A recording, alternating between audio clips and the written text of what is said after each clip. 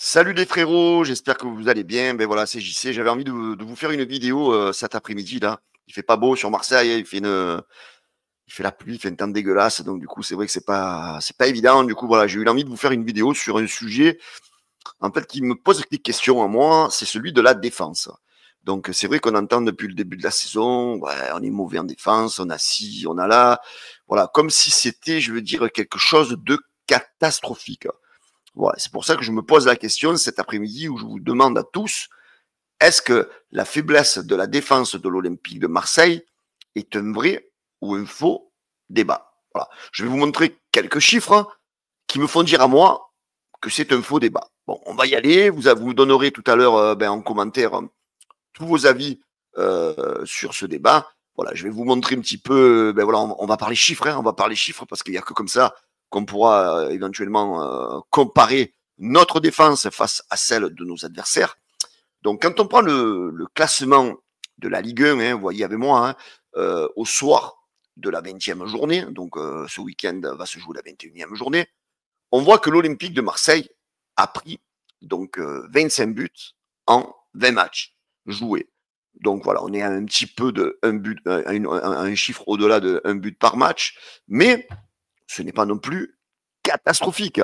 Hein, quand on voit un petit peu nos adversaires directs, hein, là, en l'état actuel des choses, la meilleure défense, c'est Lens. Hein, comme vous le voyez sur le classement, hein, pour ceux qui lisent le classement, faut lire la colonne BC. Hein, c'est les buts contre. Le RC Lens a pris 18 buts. Après, vient Paris avec 20 buts. En troisième position, on a Toulouse, hein, surprenant, Toulouse, troisième défense avec 22 buts. Donc il y a aussi Lille, pardon, qui a pris 20 buts. Et l'OM arrive en cinquième position avec 25 buts encaissés en 20 matchs. Voilà. Alors, est-ce que c'est un résultat catastrophique, hein, quand on voit que voilà, vous avez certaines équipes qui sont à plus de 30 buts encaissés. Voilà, donc est-ce que c'est catastrophique? Donc moi, j'ai envie de vous dire non, parce que, à contrario, quand on regarde le chiffre de l'attaque, hein, nos attaquants, eux, par contre, ils ont marqué 43 buts en 20 matchs. Hein, on est à plus de 2 buts par match. Alors voilà, donc moi, je reste quand même sceptique sur ce côté-là. Surtout qu'il ne faut pas oublier aussi la façon de jouer de Roberto De Zerbi, hein, qui met souvent avec cette façon d'aspirer le jeu, que le gardien, les défenseurs gardent le ballon dans les pieds jusqu'au dernier moment. Eh ben, c'est vrai que ça met souvent, peut-être quelquefois, souvent notre défense en difficulté. Et du coup, c'est vrai que des fois, on se fait prendre le ballon par des erreurs techniques parce qu'on fait des mauvaises passes. Et c'est pour ça peut-être que notre gardien de but, il est souvent sollicité. Hein, voilà, donc c'est ça qui nous fait peut-être donner cette impression-là. C'est la façon de jouer de Roberto De Zerbi. Maintenant, quand je vais vous montrer les chiffres en fait des saisons de Roberto De Zerbi, hein, la dernière saison qu'il a fait, donc la saison 2023-2024 avec l'équipe de Brighton, hein, donc il a pris quand même 58 buts en 38 matchs. Tout à l'heure, je vais vous faire un petit condensé un petit peu du but par match par saison. Voilà, donc quand vous regardez le classement de Brighton, avec 62 buts encaissés en 38 matchs, donc là, oui, c'est une défense pour moi qui est pas terrible. Hein, quand vous regardez les autres défenses, c'est pas non plus quelque chose. Là, on pourrait dire que Brighton avait des soucis défensifs, mais parce que c'est la façon de jouer de Roberto De Zerbi. Et peut-être que sa défense était peut-être moins bonne que celle de l'OM, et voilà pourquoi lui, il prenait peut-être beaucoup plus de buts avec celle de Brighton. Ensuite, la deuxième saison, c'est-à-dire la saison, non, c'était la première saison avec Brighton, celle de 2021-2022, pardon. Donc avec Brighton, donc il a pris 53 buts en 38 matchs. Et après, si on regarde la saison avec Sassuolo, pareil, il a pris 56 buts en 38 matchs, ce qui est quand même voilà, assez important en Serie A pour une équipe. Voilà, on connaît un petit peu les défenses de Serie A. C'est quand même souvent des très bonnes défenses. Hein. D'ailleurs, quand vous regardez les équipes comme la Juve et l'Atalanta, l'AC Milan, voilà, hein, c'est 38, c'est 40, c'est 40, 42, 45 buts encaissés. Voilà, là on est vraiment sur un chiffre assez important. Voilà. Quand on compare maintenant les saisons de Roberto De Zerbi, quand on fait au nombre de buts par match encaissés, donc on revient sur la saison 2023-2024 avec donc Brighton. Sur sa dernière saison à Brighton, il a encaissé en moyenne 1,63 buts par match. La première saison, dans la saison 2022-2023, il a encaissé 1,39 buts par match. Et la dernière saison, avec Sassuolo, il était à 1,47 buts encaissés par match. Donc là, maintenant, on compare avec l'Olympique de Marseille. Et là, la défense de l'OM est à 1,25 buts par match encaissé. Voilà. Donc, on voit quand même que l'OM n'encaisse pas forcément beaucoup plus de buts qu'on veuille nous le faire penser. Voilà. Donc, quand on voit le classement, alors certains vont dire oui, mais les buts, c'est pas que ce qui fait dire qu'une défense encaissée est bonne ou mauvaise. Oui, moi, ce que je vois, c'est le factuel. C'est-à-dire que notre équipe n'encaisse pas autant de buts qu'on veut nous le faire croire. Voilà, ça c'est un débat important parce que quand on dit on a une mauvaise défense, je voudrais bien le croire, mais elle n'est pas si mauvaise que ça. Quand on voit les chiffres, alors certains vont vous parler, alors c'est vrai que maintenant c'est le mot à la mode, les clean sheets. Alors ça me fait bien rigoler aussi. Ça me fait bien rigoler les clean sheets. Cet effet de mode de dire oui, c'est bien la défense, elle a fait 2, 3, 4 clean sheets, on ne prend pas de but. Mais ça sert à quoi, les gars? Moi, je préfère gagner 3 matchs 2-1 que de faire 3-0-0 d'affilée. Vous êtes d'accord avec moi? Comptablement, c'est pas la même. D'un côté, tu as pris 3 buts, mais tu as pris 9 points. De l'autre, tu as pris 0 but, mais tu as pris 0 points. Voilà. Donc, prendre des buts, moi, ça me dérange pas. On a une bonne attaque qui nous a planté 43 buts. Comme je vous le disais tout à l'heure dans le début de la vidéo, voilà, ben on est quand même la deuxième attaque de Ligue 1, derrière le PSG. Voilà, donc il ne faut pas s'en plaindre. Prenons que le bon. Après, j'ai envie de revenir, les amis, sur les méfaits de ce chiffre, parce que malgré tout, même que le chiffre est bon, qu'il est quand même à 1,25 buts par match encaissé, il ne faut pas oublier 2 points. C'est-à-dire, on a eu depuis le début de la saison Lilian Brassier, j'ai pas envie de faire le débat de Lilian Brassier, qui a quand même été assez négatif dans les résultats de l'Olympique de Marseille. Nos amis de Massilia-Zone ont fait un super document qui te montre les matchs avec Brassier et les matchs sans Brassier. Donc les matchs avec Brassier, c'est 4 défaites, les amis. C'est 4 défaites de l'Olympique de Marseille. Donc ça prouve que quand Brassier était là, on prenait beaucoup de buts. Dernier match, 2 buts de sa faute. Et après, n'oublions pas aussi les 2 déroutes de l'Olympique de Marseille. Donc parmi les 25 buts que tu as pris, tu en as 2 d'énormes erreurs de Brassier et les cartons que tu as pris à domicile contre Paris, 3-0. On connaît, Harit expulsé voilà, dès le début. Derrière, tu prends l'eau, tu perds 3-0. Derrière, tu es en phase de méforme, Auxerre, ils viennent, bam, tu prends 6 buts. Ces 6 buts-là, plus les 2 buts comment il s'appelle, de Brassier, c'est déjà 8. Tu les lèves à 25, tu tombes à 17. Voilà. Donc, alors, arrêtons, je pense, de vouloir noircir ce sujet. Arrêtons de vouloir le noircir.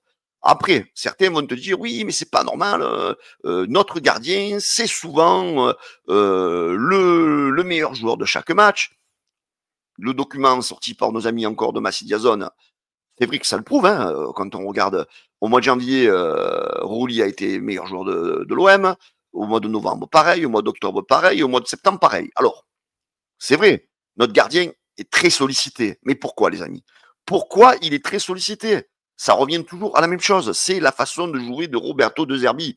Cette façon de vouloir aspirer l'adversaire, cette façon de vouloir partir de derrière, cette façon de jouer toujours sur le fil du rasoir, ça fait que par moment, tu vas faire des mauvaises passes, tu vas te prendre tu te prends des occasions contre toi. Voilà, c'est les risques qu'on prend avec cette façon de jouer. Et on voit que Roberto De Zerbi, en tant que coach, il n'a jamais eu forcément de très bonnes défenses parce que c'est le système qui le veut. Alors, on va revenir à Rouli, les amis. C'est vrai qu'on a l'impression que Rouli, voilà, il fait une meilleure saison que les autres gardiens de Ligue 1. Mais regardez, depuis le début de la saison, la première colonne sur la gauche, Rouli a fait 62 arrêts, Alors, quand on prend les autres gardiens, c'est vrai que le gardien de Lens et de Lille, ils en ont fait que 53, que 54, donc ils sont un peu moins sollicités. Mais malgré tout, regardez, en pourcentage de réussite des arrêts, eh ben, Rouli, il n'est pas meilleur décisif que tous ces gardiens-là. Regardez, Rouli, il est à 73% de réussite d'arrêt sur tous les tirs. Et regardez, le gardien de Lille, il est même au-dessus, il est à 77. Le gardien de Lens, il est à 81%. Le gardien du PSG est à 75%. Voilà, nos concurrents, hein, le gardien de Nice, il est à 76%. Voilà, donc du coup, moi, je veux qu'on relativise, quoi. Moi, de mon côté, je relativise ce débat. Parce que, oui, l'OM n'est pas parfait en défense. Mais quelle défense est parfaite, les gars? Quelle défense est parfaite? Moi, ce que j'ai envie de retenir, c'est le meilleur. C'est-à-dire ça, le classement. L'OM est deuxième, les amis. Il ne faut pas oublier d'où on vient. Il ne faut pas oublier cette saison catastrophique qu'on a vécue, hein, avec l'entraîneur espagnol, avec un mercato en début de saison, avec un mercato complètement manqué. Il faut dire les mots. Faut dire les mots. On revient de l'enfer. Là, maintenant qu'on a les choses qui se structurent, qu'on a Benassia qui est arrivé, qu'on a Ravanelli qui est arrivé, qu'il y a De Zerbi qui est arrivé, qu'il y a Rossi qui est arrivé, les gars, arrêtons de faire la fine bouche. Oui, on veut de l'exigence. Certains vont dire, JC, tu n'es pas assez exigeant. Mais les gars, on reprend un nouveau projet. J'ai envie d'y croire. Parce qu'on voit que l'OM se structure. L'OM a compris que peut-être on pouvait encore s'améliorer en défense, même si c'est pas réellement une faiblesse éclatante comme on veut nous le faire croire. L'OM, oui, s'est renforcé en défense. Hein. On a fait partir Brassier, on a pris Luis Philippe, on a pris Dedic. Voilà, donc déjà, actuellement, avec une défense qui n'était pas terrible aux yeux de certains, on prenait en moyenne que 1,25 buts par match. Là, normalement, on devrait s'améliorer. Donc, voilà, moi, je pars du principe, les gars, je pense que c'est un faux débat. C'est un faux débat parce que, voilà, on a l'impression qu'en fait, moi, j'ai une impression que il y a des supporters qui ne sont jamais contents. Alors qu'on ait été mécontent la saison dernière, moi le premier, hein, j'ai fait plein de vidéos où j'ai cassé la direction, où j'ai dit que le mercato était pourri, mais on avait de quoi le faire. On a fini une saison comme l'Olympique de Marseille 8e, on avait de quoi le faire. Mais là, les gars, on est deuxième. On est deuxième, on est la 5e défense, on est la 2e attaque, on est la meilleure équipe à l'extérieur. Qu'est-ce que vous voulez de plus pour une première saison de ce nouveau projet de Zerbi Benassia? Voilà. Donc, moi, je pense que ce débat des faiblesses de la défense est un faux débat parce qu'elle n'est pas si dégueulasse que ça, notre défense. Voilà, moi, je fais partie de ceux qui défendent Léo Balerdi parce que je sais que lui, il se fait détruire par une partie des supporters.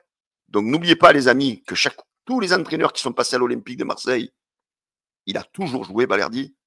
Quel joueur aurait eu le mental de résister à cette pression et à ces critiques comme l'a fait Léo Balerdi?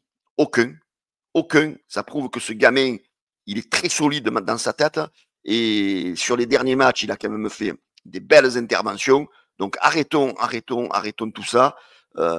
Des joueurs qui n'ont pas le charisme de jouer à l'OM. Vous avez vu l'exemple de Brassier en défense. Il s'est fait caca dessus. Wai en attaque, c'est pareil. Donc voilà, restons les amis, restons. Au lieu de voir toujours le mauvais côté du verre, regardons le bon côté du verre. Nous sommes seconds, les gars, et on y croit. Et voilà, l'OM a pris des joueurs pour la défense. L'OM va sans doute se renforcer. Mais le chiffre de 1,25 buts encaissés par match n'est pas du tout pourri quand vous regardez tous nos adversaires de la Ligue 1, les gars. Donc soyez positifs. Allez l'OM, et j'espère que demain, les amis, on va les gagner à Angers. Même si on prend un but et que derrière on en met 3, c'est pas grave. C'est pas grave, les gars. L'essentiel, c'est le plan comptable, c'est les points. 3 points. Ciao les amis, bonne soirée à tous. On se retrouve demain soir après le match pour le débrief. Bonne soirée à tous et je vous dis à bientôt et allez l'OM.